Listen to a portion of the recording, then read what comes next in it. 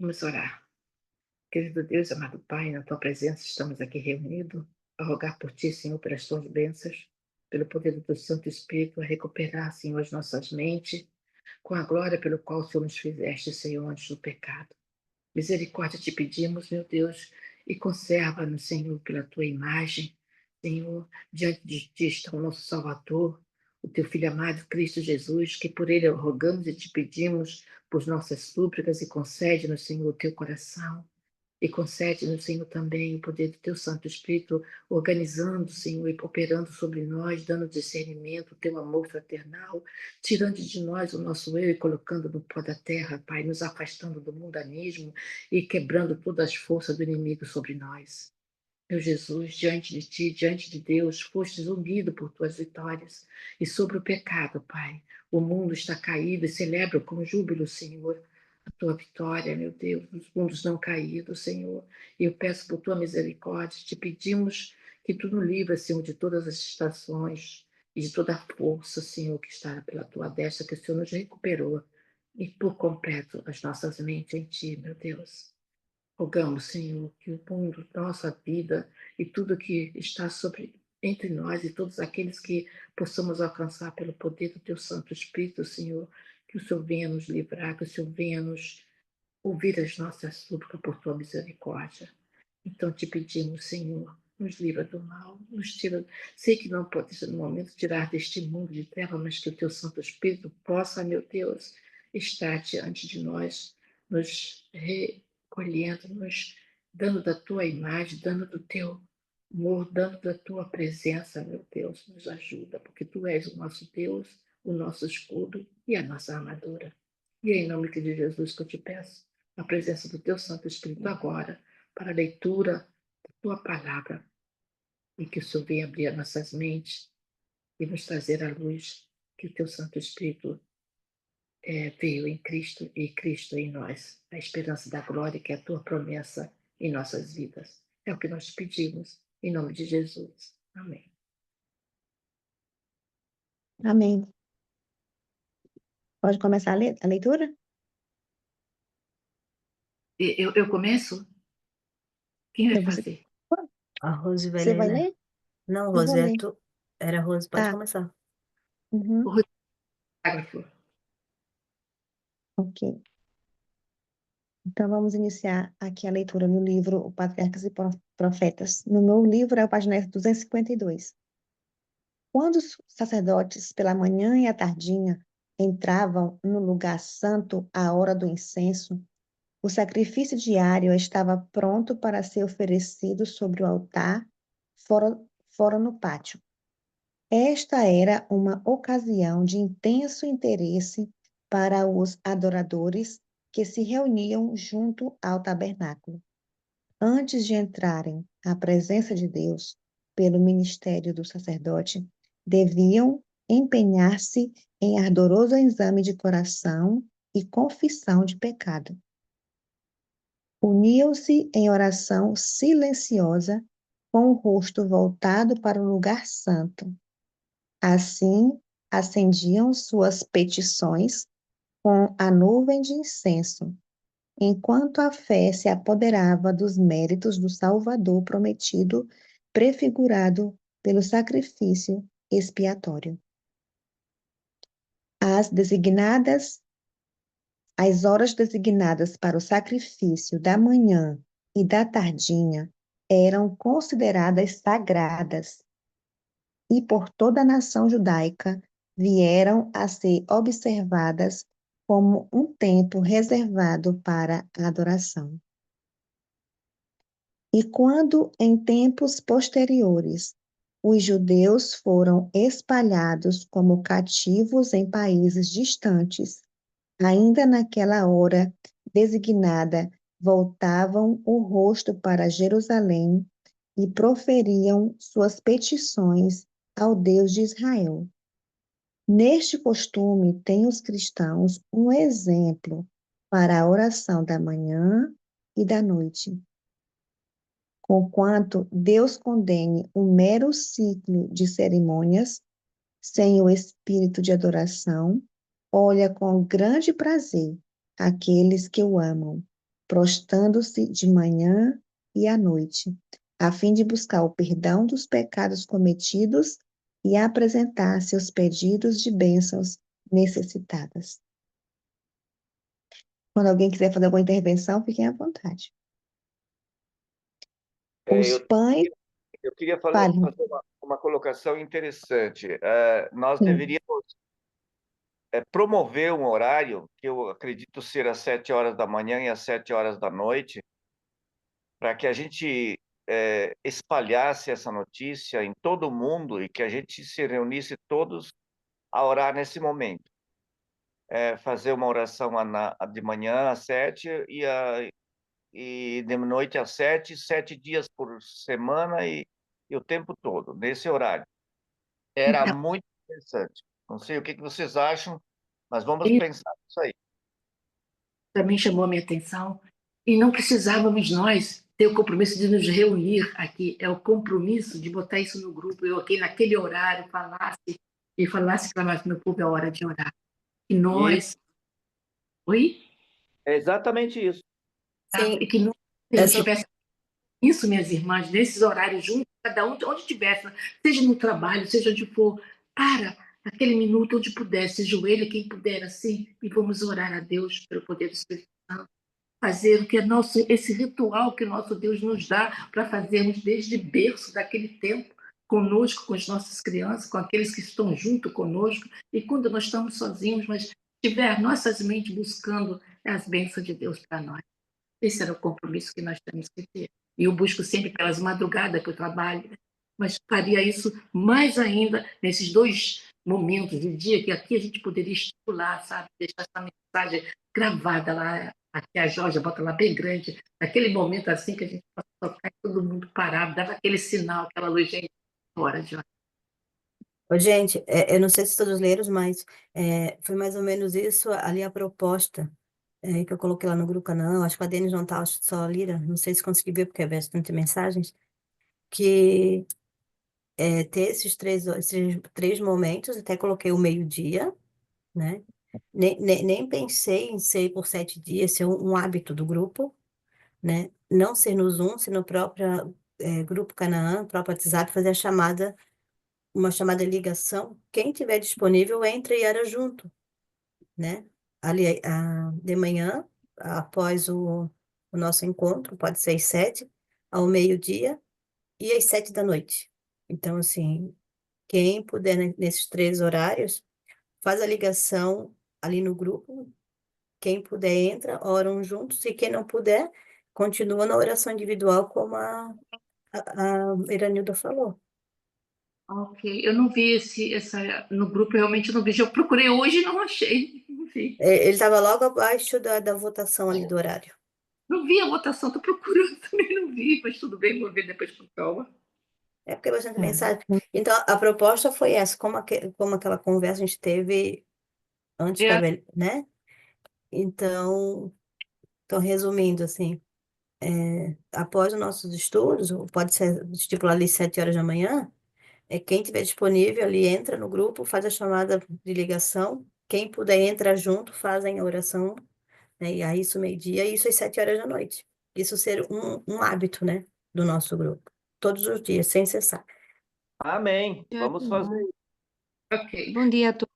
Podíamos ter feito pausa, porque ficar isto gravado não é assim muito interessante, penso eu, para quem vai ouvir. Bom, eu acho que seria interessante, Vera, porque nem todos entraram, né? Mas podíamos falar depois juntos. Não sei, é a minha opinião. Só a minha opinião. Não Vamos entendi. continuar. Então, pode seguir, Rose. Tá. Os pães da proposição eram conservados sempre perante o Senhor como uma oferta perpétua. Assim, era isto uma parte do sacrifício cotidiano. Era chamado o pão da proposição ou pão da presença, porque estava sempre diante da face do Senhor. Êxodo 25, 30. Era um reconhecimento de que o homem depende de Deus, tanto para o pão temporal como o espiritual, e de que este é recebido apenas pela mediação de Cristo. Deus alimentara Israel no deserto com pão do céu e ainda dependia eles de sua generosidade, tanto para o pão temporal como para as bênçãos espirituais. Tanto o maná como o pão da proposição apontavam para Cristo, o pão vivo, que sempre está na presença de Deus por nós. Ele mesmo disse: Eu sou o pão vivo que desceu do céu. João 6, 48 e 51. O incenso era posto sobre os pães. Quando o pão era retirado cada sábado para ser substituído por outro fresco, o incenso era queimado sobre o altar em memória perante Deus. A parte mais importante do ministério diário era a oferta efetuada em prol do indivíduo. O pecador arrependido trazia a sua oferta à porta do tabernáculo e, colocando a mão sobre a cabeça da vítima, confessava seus pecados, transferindo-os assim, figuradamente, de si para o sacrifício inocente. Pela sua própria mão era então morto o animal, e o sangue era levado pelo sacerdote ao lugar santo e aspergido diante do véu, atrás do qual estava a arca que continha a lei que o pecador transgredira. Agora imagina o sofrimento dessa pessoa matar esse animal, né? Deveria ser muito difícil. Olha só, e você, como é que as pessoas conseguiriam viver isso? Quando você estava ali matando, eu não tenho coragem de matar um bicho, nesse sentido, pegar assim, um cordeiro, um bichinho de amor de estimação, né? A não ser aqueles bichos peçonhentos que vêm para te pegar, sei lá, para matar. Né? Você estava assassinando aquele bicho por causa da tua transgressão, pela falta da tua consciência, o teu sentimento era igual você está matando Cristo. Está entendendo o que isso aqui representa? Então, olha lá os mandamentos de Deus. Os mandamentos de Deus é o caráter moral de Deus. É a promessa que Deus está nos dando. Isso que eu vejo, estou entendendo, porque esse cerimonial aqui representa a nossa própria, como é que eu vou dizer, o nosso próprio caráter, o pecado, a transgressão de tudo aquilo que nosso Deus nos deu como glória quando nos fez. E no momento que o pecado entrou, olha o sacrifício que Deus nos fez ali para tocar o coração das pessoas. Olha, tu pecou, tu vai ter que matar.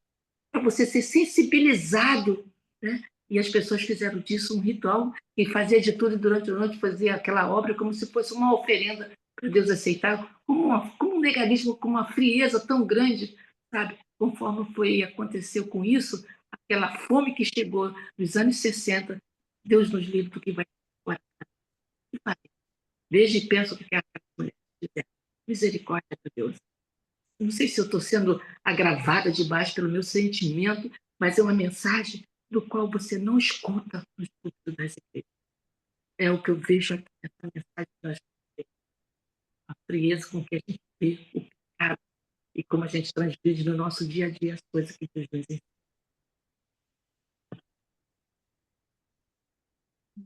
Vamos continuar então.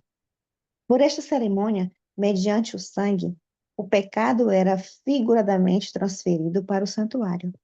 Em alguns casos, o sangue não era levado ao lugar santo, mas a carne deveria então ser comida pelo sacerdote, conforme instruiu Moisés aos filhos de Arão, dizendo: O Senhor a deu a vós, para que levasseis a iniquidade da congregação. Levítico 10, 17. Ambas as cerimônias simbolizavam semelhantemente a transferência do pecado do penitente para o santuário. Tal era a obra que, dia após dia, continuava durante o ano todo. Os pecados de Israel, sendo assim transferidos para o santuário, ficavam contaminados os lugares santos, e uma obra especial se tornava necessária para a sua remoção. Deus ordenara que se fizesse expiação por cada um dos compartimentos sagrados, assim como pelo altar, para o purificar das imundícias dos filhos de Israel e o santificar. Levítico 16, 19. Uma vez ao ano, no grande dia da expiação, o sacerdote entrava no lugar santíssimo para a purificação do santuário. O cerimonial ali efetuado completava o ciclo anual do ministério. No dia da expiação, 2 bodes eram trazidos à porta do tabernáculo e levantavam-se sortes sobre eles. Uma sorte pelo Senhor e a outra sorte pelo bode emissário. O bode sobre o qual caía a primeira sorte deveria ser morto como oferta pelos pecados do povo. E o sacerdote deveria levar seu sangue para dentro do véu e aspergi-lo sobre o propiciatório. Assim fará expiação pelo santuário por causa das imundícias dos filhos de Israel e das suas transgressões, segundo todos os seus pecados. E assim fará para a tenda da congregação que mora com eles no meio das suas imundícias. Levítico 16, 16. E Arão porá ambas as suas mãos sobre a cabeça do bode vivo, e sobre ele confessará todas as iniquidades dos filhos de Israel, e todas as suas transgressões, segundo todos os seus pecados, e os porá sobre a cabeça do bode, e enviá-lo-á ao deserto, pela mão de um homem designado para isso. Assim, aquele bode levará sobre si todas as iniquidades deles à terra solitária. Levítico 16, 21 e 22. A mesma coisa vai ser feita com Satanás no final, é isso, gente? No caso, esse bode aqui simboliza Satanás, não é isso?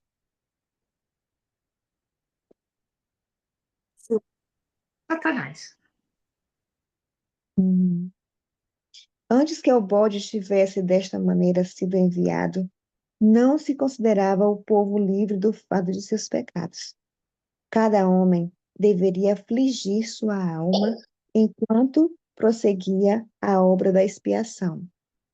Toda a ocupação era posta de lado, e toda a congregação de Israel passava o dia em humilhação solene perante Deus, com oração, jejum e profundo exame de coração. Importantes verdades concernentes à obra expiatória eram ensinadas ao povo por meio deste serviço anual.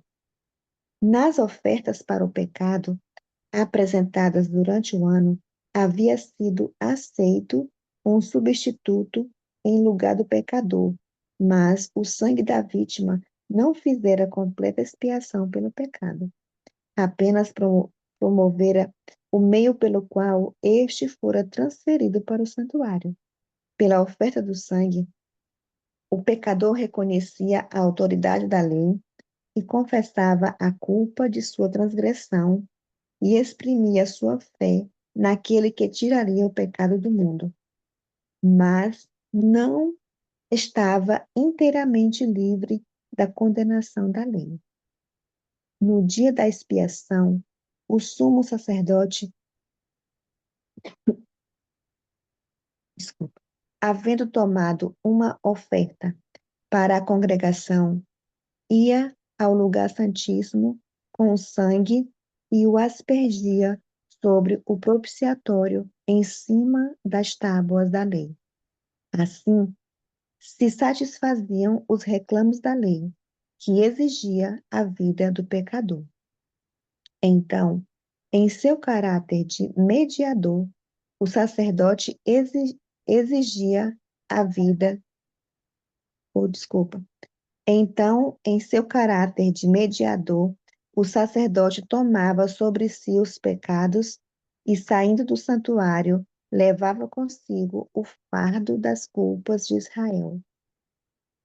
À porta do tabernáculo, colocava as mãos sobre a cabeça do bode emissário e confessava sobre ele todas as iniquidades dos filhos de Israel e todas as suas transgressões, segundo todos os seus pecados, pondo-as sobre a cabeça do bode.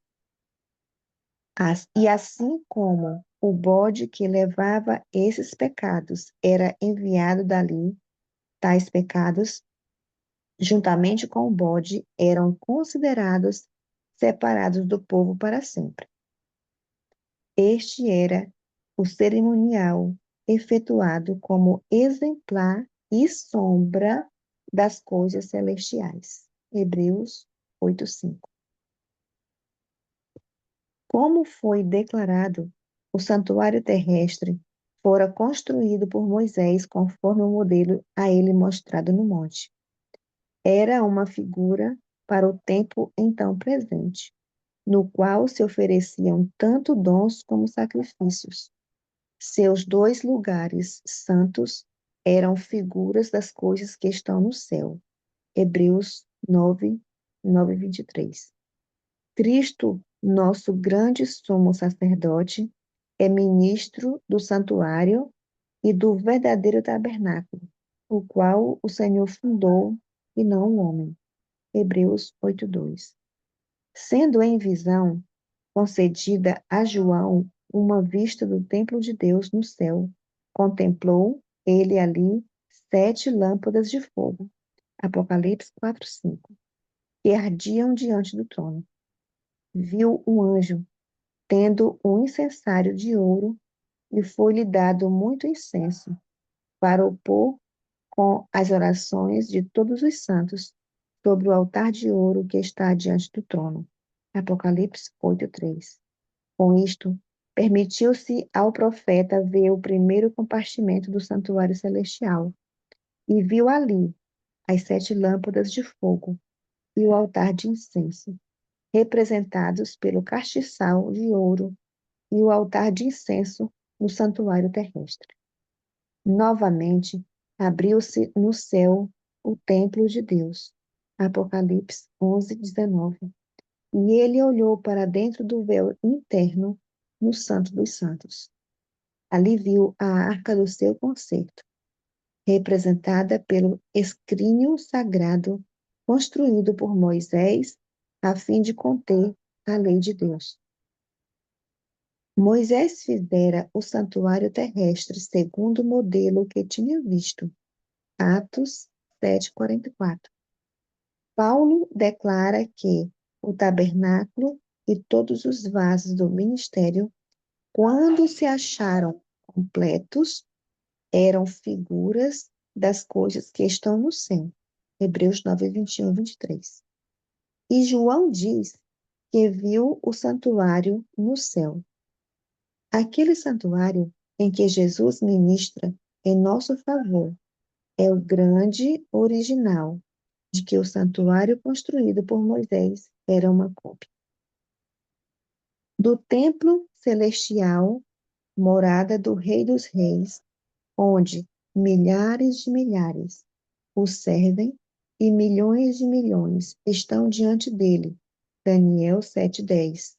Templo repleto da glória do trono eterno, onde serafins, seus guardas resplandecentes, velam o rosto em adoração. Sim, desse templo, nenhuma estrutura terrestre poderia representar a vastidão e glória. Todavia, importantes verdades relativas ao santuário celestial e à grande obra ali prosseguida em prol da redenção do homem deveriam ser ensinadas pelo santuário terrestre e seu cerimonial. Depois de sua ascensão, nosso Salvador iniciaria sua obra como nosso sumo sacerdote. Diz Paulo: Cristo não entrou num santuário feito por mãos, figura do verdadeiro, porém no mesmo céu, para agora comparecer por nós perante a face de Deus. Hebreus 9:24. Assim como o ministério de Cristo deveria consistir em suas grandes divisões, ocupando cada uma delas um período de tempo e tendo um lugar distinto no santuário celeste, semelhantemente, o ministério típico consistia em 2 divisões. o serviço diário e o anual, e a cada um deles era dedicado um compartimento do tabernáculo. Assim como Cristo, por ocasião de sua ascensão, compareceu à presença de Deus a fim de pleitear com seu sangue em favor dos crentes arrependidos. Assim, o sacerdote no ministério diário aspergia o sangue do sacrifício no lugar santo em favor do pecador. O sangue de Cristo, ao mesmo tempo que livraria da condenação da lei o pecador arrependido, não cancelaria o pecado.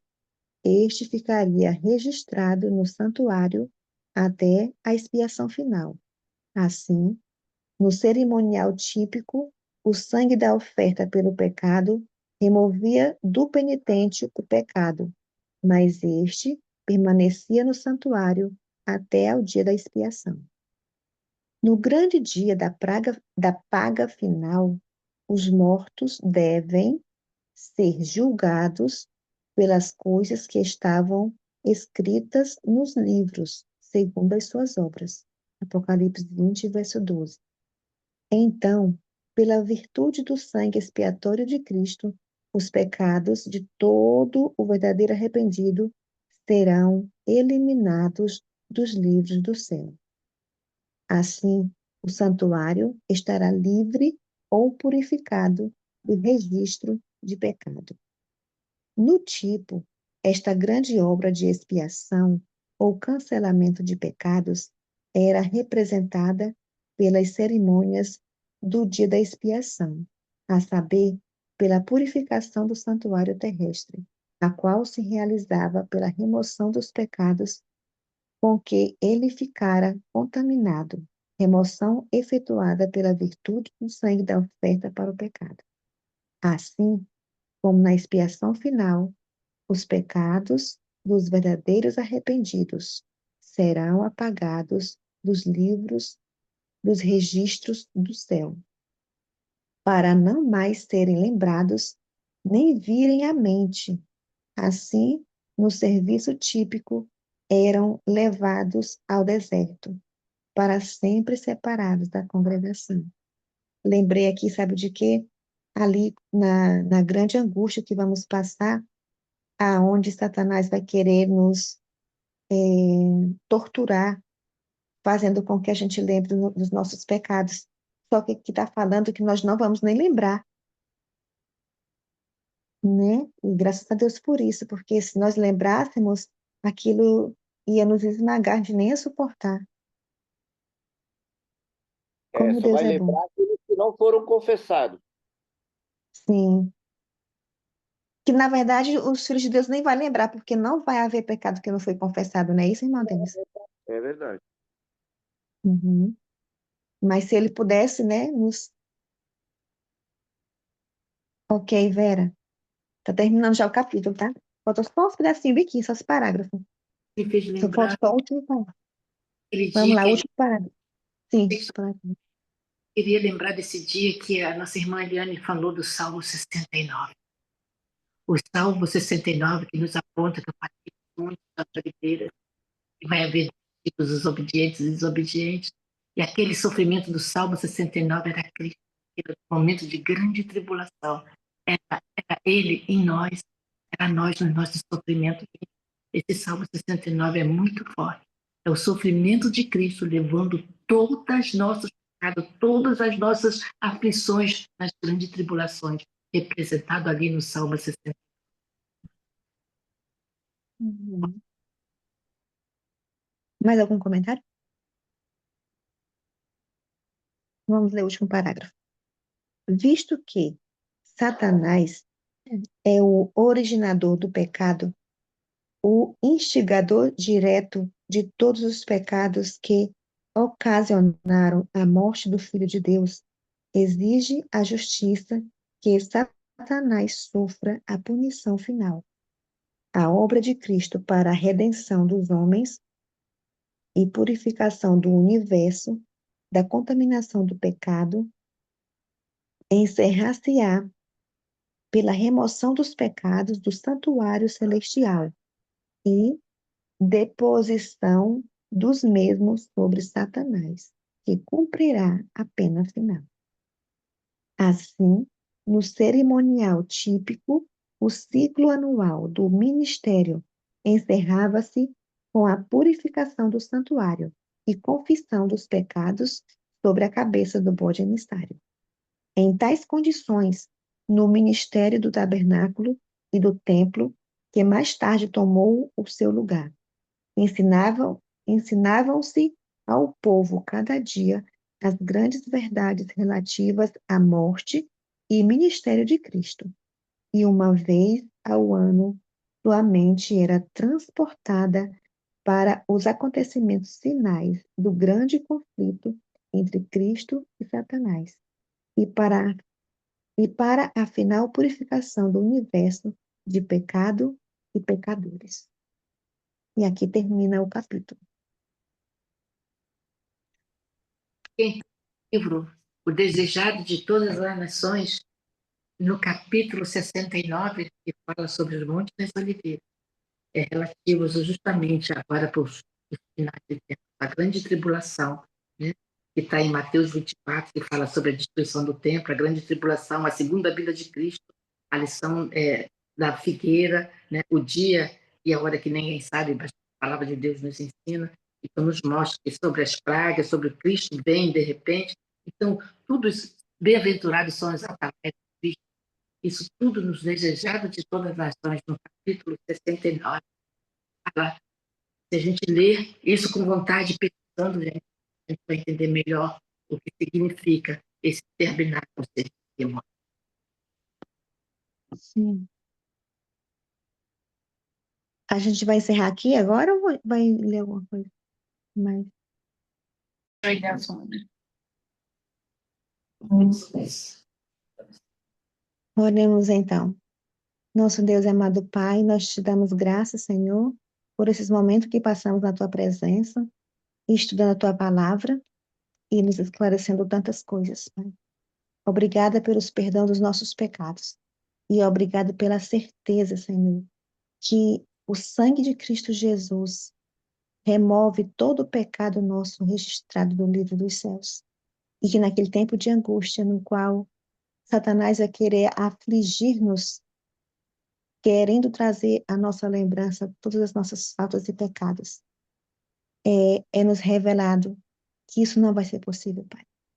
E clamamos a Ti, que o Senhor traga à nossa memória hoje, no tempo de graça, cada pecado que ainda não foi confessado, cada pecado que nós ainda não lembramos, para que nós possamos estar confessando a Ti, para que o sangue de Cristo possa nos purificar totalmente, para que naquele dia tão difícil, Pai, aqueles dias são difíceis, não tenhamos nada, nada que nos separe de Ti ou que venha nos angustiar.